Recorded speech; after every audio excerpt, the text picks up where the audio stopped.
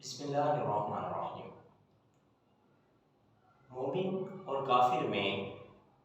ایک سادہ سا فرق یہ ہے کہ مومن کو یہ زندگی عارضی دی گئی ہے اور اس کے لیے جنت اور اخروی زندگی ہمیشہ کی زندگی ہے، جبکہ کافر یہ سمجھتا ہے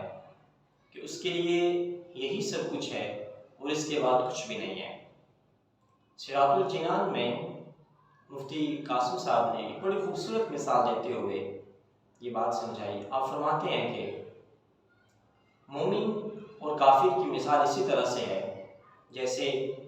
مومن کو کہہ دیا جائے کہ تم 10 منٹ کے لیے دھوپ میں کھڑے ہو جاؤ اور اس کے بعد تمہارے لیے ہمیشہ کا ایئر کنڈیشن روم موجود رہے گا اور تم ساری زندگی اس میں گزارنا۔ وہ خوشی خوشی سے یہ قبول کر لیتا ہے، جبکہ کافر کی مثال ایسے ہے کہ اسے کہا جاتا ہے کہ 10 منٹ کے لیے تمہارے پاس ایئر کنڈیشن روم موجود ہے اور اس کے بعد ہمیشہ کے لیے تم نے دھوپ میں کھڑے رہنا ہے اور دھوپ میں وقت گزارنا ہے۔ اور کافر اسی کو سب کچھ سمجھ کے تو وہ چند لمحے